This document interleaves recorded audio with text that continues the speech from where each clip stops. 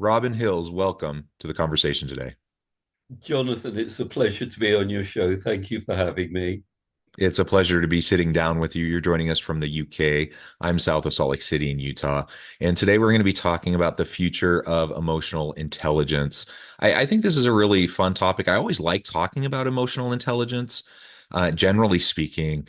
And in this day and age of technological disruption, artificial intelligence, deep machine learning, advanced robotics, advanced automation. I think emotional intelligence is as important as it's ever been. As we think about how to lead in the modern workplace and in the future of work. So this is what we're going to explore and unpack together today. As we get started, I wanted to share Robin's bio with everybody. Robin Hills is the director of EI for Change, a company specializing in educational training, coaching, and personal development focused around emotional intelligence, positive psychology, and neuroscience. He has taught over 400,000 people in 195 plus countries how to build resilience, increase self-awareness, and understanding of others. His educational programs on resilience and emotional intelligence cover the most comprehensive and detailed education of any emotional intelligence organization and are today used in educational establishments in South Africa and India. Robin is the author of two books and has, through his work, developed the experiential coaching methodology, Images of Resilience, to support cathartic conversations around resilience. He has delivered keynote speeches at conferences across the world, including at Harvard University, and sits on the Northwest Committee of the Association of Business Psychology. There's a lot more I could say, Robin, but I'm going to pause there. Anything you would like to highlight by way of your background and personal context before we dive on in?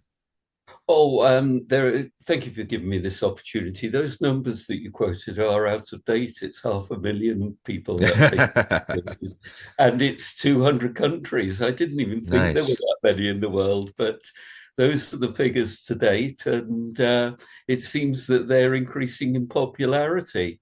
And I was honored earlier this year in receiving a doctorate from a university in Mexico based on my work around emotional intelligence. I'm deeply humbled by this because it was something that was very unexpected, Mm, but it's in recognition of my ability to bring emotional intelligence into the workplace and make it practical and make it applicable. I love it. I love it. You've done so many great things. And again, thank you for sitting down to chat about this. So maybe to start with, we all know the term emotional intelligence. It's thrown around all the time. Maybe start by just telling us what you mean by emotional intelligence, because I think we tend to conflate a lot of things with the term, and it has a very precise meaning and something that I think you can lay out for us. Sure. Well, you've got these two words, emotional and intelligence, and together they don't seem to work, but together Mm, they do work because we are human beings and we are driven, whether we like it or not, by our emotions. Our emotions are physiological and psychological adaptations to our environment. So as it changes around us, our physiology, our psychology, and therefore our emotions change.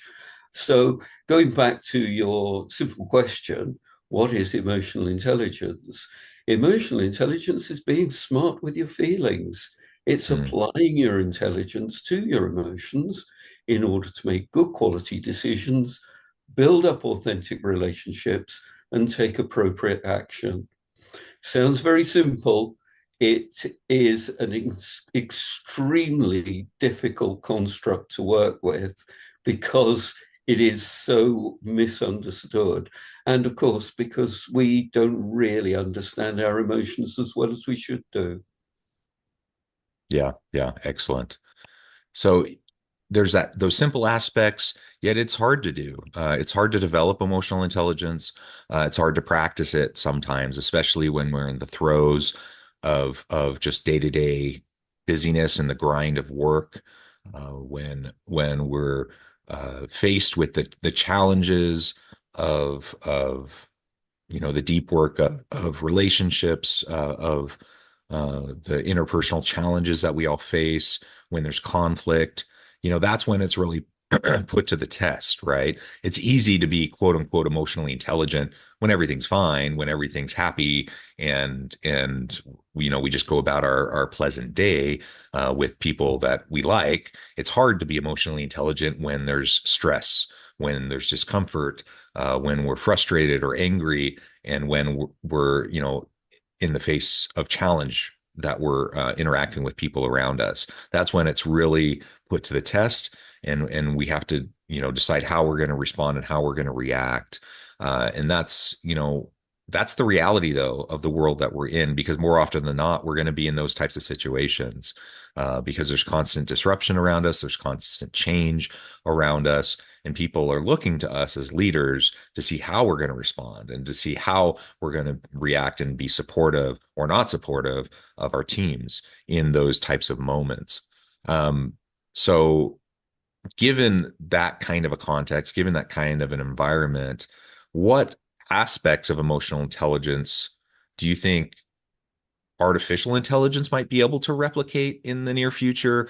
What aspects do you think it won't be able to replicate that we as humans are going to be able to continue to hold on to as unique human components of who we are and what it means to lead and interact with each other? Well, I think the important thing to state up front is that artificial intelligence cannot and will never have human emotions, because Mhm. artificial intelligence does not have a human brain. And so, because of that, there are certain things that we can do as humans that artificial intelligence will never be able to do. Um, I've got to say up front that I think artificial intelligence is a very good tool. It's not brilliant, it's very good. There are still elements of it that need working through and need developing, and hopefully it will develop in the right direction. But all this fear that people have got about artificial intelligence overtaking the world and we're all going to be replaced by robots is complete and utter rubbish. What we've got to do well, what we've got to do is to recognize our human qualities, and we've got to live, breathe, and emulate them in this world of artificial intelligence. And remember that artificial intelligence is just a tool. What is it that we can do that artificial intelligence can't do? Well, we have creativity and innovation. We can look at art. Art is fundamental to us being human. It evokes emotions. That's what art is all about. So, whilst artificial intelligence can churn out some really great pictures, they're not originals. And Mhm. really, we've got to look at how we express ourselves through art. That brings into play, because we as human beings enjoy playing and we enjoy acting out things. So we enjoy going to films. We're not going to go to a movie that's just replicated by robots. It's just not going to work. Humans care for each other. Yeah. Not only do we have empathy, but we have the ability when we're ill or when we're not at our best to have people who actually care for us, which brings in a very deep human emotion, that of love. Um, and this is a fundamental emotion that we all experience and we all crave. And most of us are very lucky to be able to find a level of love that keeps us going. Now, that's a very interesting emotion to talk about when we're talking about the business environment. And a lot of people equate that emotion more to some kind of sexual gratification within the work environment, but it's not. I often say to people, well, do you love your work? And they will say, yes, I do, or well, no, I don't. But it's an appropriate association of that word. The other thing that we do as human beings is we search for meaning in our lives. And this pulls into question our spirituality, our search for meaning, our relationship with God, whoever or whatever we conceive him or her to be. And this is a fundamental part of being human. This is something that is beyond the comprehension of, um, of artificial intelligence. It involves emotions and emotional intelligence, but I think it's a separate intelligence that we need to consider when we're looking at artificial intelligence. And then bringing everything back around into the work environment, we take our leadership cues from humans. They're able to strategically plan, and they can use entrepreneurial skills to Mhm. help us go and guide us in terms of our growth and in terms of our performance. That's not going to happen with a robot. Yeah, yeah. And it's interesting, right now you can have some fairly interesting interactions with a chat GPT or a Claude where it mimics some of these things, right? It can try to mimic some of those types of insights or emotions or interactions, but it's not real. And it's only faking or mimicking it. And it can only do it to an extent. And over time, as things advance, will it be able to mimic it better? Maybe, probably. But will it be able to um, truly replicate it? That's doubtful. And, and so there's always going to be a place for truly emotionally intelligent leader, the truly emotionally intelligent romantic partner, the truly emotionally intelligent friend, comrade, right? The coworker. There, we always are going to need to be able to work together in collaborative, creative, innovative ways. And I don't think that's ever going to go away. In fact, I think that's going to be ever present and even more important in not only the modern workplace, but in the future of work as we have continued technological disruption, as we have continued disruption and uh, uh, automation and improvements in terms of technologies. So, anyways, it's interesting to think about. It's interesting to try to imagine because we don't know what we don't know, and we don't know what's going to be developed in the future in terms of computing capacity and all of those sorts of things. But there will be limits because you know when you think about the brain as like the ultimate computer, you know, if we think about the brain versus an actual compute like the computers that we have, the brain is infinitely more has infinitely more capacity in terms of like processing power, computing power, the neurons, firing and all of those sorts of things. I don't think we're like I don't see how we can possibly get to the point where we will have computing capacity with our technology that can approximate what our brains can do to get to the point where we can mimic, what our brains can do, right? No, that's absolutely right. Look, let me run a little scenario past you. I'm down here in London running a workshop on emotional intelligence for a number of leaders from Western and Central Africa. We've been talking about anger management and how Mm, they manage the fact that or how they would go about managing people who do not perform or transgress some of their core values, do not align with the company values, do not align with the team values. They really do not come up to an agreed standard. Now, that requires human leadership. Well, does the leader get angry with that person, or do they choose another emotion? So, if a robot was in that scenario, it would react according to its programming, and it would react according to how it's learned its programming. And if it's self-learning, it will learn a certain way of doing things. Well, um, if we then just take that scenario that I've just described to you, and the leader makes the choice not to be angry, but to actually share a different emotion, disappointment, they can actually then induce a degree of emotion around the person feeling guilty and Hmm. feeling shame because they've actually not come up to a certain standard. So if the leader was to say, I'm extremely disappointed in you, I expected better of you, you've let yourself down, you've let me down, you've let the team down. You really haven't come up to the way in which I would have expected you to have performed. The person is going to go away from that interaction feeling really lousy because they have let the team down, they've let the leader down. Now, all you've got to do is put a robot in that leadership position saying the same things. And what's the person going to do? They're just going to shrug their shoulders and say, I don't care.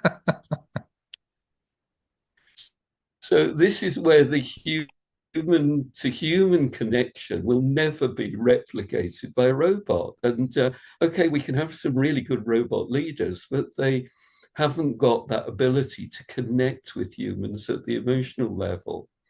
They haven't got the ability to care about another person's performance, good or bad. So these are things that I think what we've got to do moving forward is to build upon these things that I'm highlighting and that you're highlighting, John, around what makes us human and what we can do in the future to work with very positively the tools that we've now been given. It's going to change. It's going to change dramatically. We're going to change as humans, but we can change for the better. So what would you say are some of those things, what are some of those capabilities, those skills, those competencies that we need to develop to future-proof ourselves as leaders in the future? As there are all these technological, you know, improvements that are going on around us. I think the key component, which is a key fundamental component of emotional intelligence that we really do need to focus in on, is empathy. And it's the way in which we understand another person's point of view through their thinking and their emotions and their behavior. And if we can work to empathize with people, then we will build up better relationships. This is something, again, that a robotic brain, a computer brain, will never be able to do. But even though you and I are thousands of miles apart, you and I are empathizing with each other.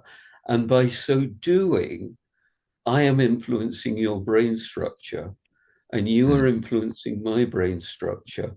And my brain is going to change as a result of my interaction with you, John, and yours will change according to the interaction with me.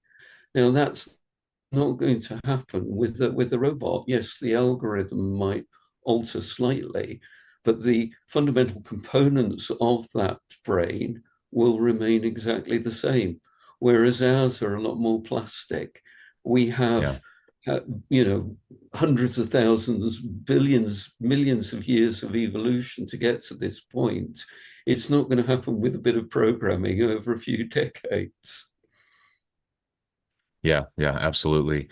And I can't help but think, as you've been sharing some of, your analysis here and experience, I think of examples like Star Trek or Star Trek: The Next Generation. I think of if for anyone who has watched that show, and you think of the character Data, uh, who's the robot who's part of the crew, and what does he lack? He lacks empathy. He lacks emotion. He's very smart. He can compute and come up with decisions immediately. He's a great asset. He's a great tool, but he lacks emotion. He lacks empathy. He lacks humor. He lacks the ability to connect, on that personal level.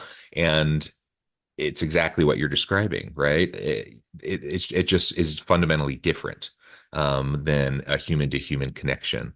And so as we move into the future of work, as we try to shore up as we try to future proof our own, jobs, and make sure that we are relevant in the future. We try to develop our competencies and capabilities for the future. Yeah, we need to lean into what makes us human, our empathy, our emotional intelligence, our creativity, our innovative capacities. Like those are the things that set us apart. Those are the things that are just fundamentally different than what advanced robotics and deep machine learning and artificial intelligence are or can do or will be able to replicate. And so let's lean into those things. That's going to set us apart as leaders today and tomorrow, and will allow us to be better leaders, certainly, but also, it'll secure our jobs. It'll help us to set our organizations forward. Yeah, apologies. There's police siren going past, which the microphone will have picked up. There is one other component what we do as human beings very, very well that the robots, artificial intelligence computers find incredibly difficult to do, and that's to make judgments and decisions. And it's as simple as, do I buy a red car or do I buy a blue car? It's emotional decision that drives that decision. Either car will get us from A to B, and it doesn't matter what the color of the car is, which is where the computing algorithms are really going to fall down. So if we then chunk up that judgment and decision making to a bigger, broader, and more important level, we are then in a position where judges and lawyers are going to be future proofed because they will use their intuition and the nuances around what they're hearing to make appropriate judgments. So this is another area where we can retain our elements of humanity. And then there are other things where creativity and judgment comes in. Things like, look at the wonderful background behind you, John. That will have been put together by an interior designer. So they will have used artistic expression and materials in order to create that wonderful environment. I know it's artificial, but and I'm sure your leaders do too, but it's another example.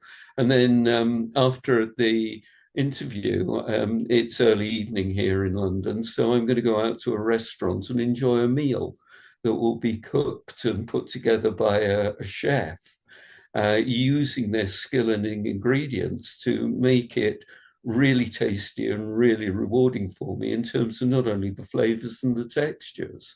And then again, this is something that really only a human can do, because they can actually taste the food and say, yeah, that's fit for purpose. That's at the quality and the standard that I want.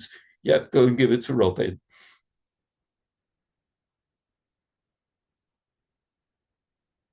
Absolutely. Robin, such a great conversation. I note the time. I need to let you go here in just a minute. Before we wrap things up for today, I wanted to give you a chance to share with the audience how they can connect with you, find out more about your work, and then give us a final word on the topic for today. Yeah, sure. People can contact me through LinkedIn. I'm very fortunate, and I was on LinkedIn very, very early in its inception. So you just have to put Robin Hills into the search engine, and up I come. Or find me at eiforchange.com. That's EI number 4 change.com. And if you're interested in more information around emotional intelligence, you can sign up for a free book on that page. Or if you dig around, you can sign up for some free courses. And also you can have a look at my online emotional intelligence courses that will cover a lot of what we've talked about, but go into a lot more depth.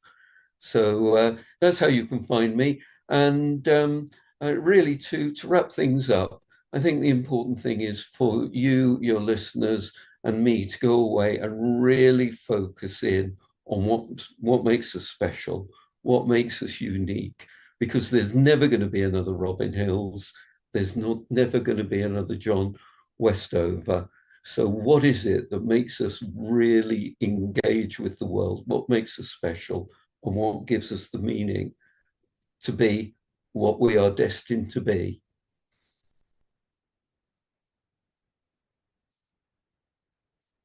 I love it. We're all unique. There's no one else like us. Let's lean into that. Um, I love that we have all this technology around us. It enhances our capacity. It's a tool, but it doesn't need to replace us because there's so much that we bring to the table. I love how emotional intelligence can help us to strengthen us and to help us to be better and to allow us to expand our capacities as well. Robin, thank you so much for all that you shared with us today, the many insights. I encourage the audience to reach out, to get connected, find out more about what Robin can do for you. And as always, I hope everyone can stay healthy and safe, that you can find meaning and purpose at work each and every day. And I hope you all have a great week.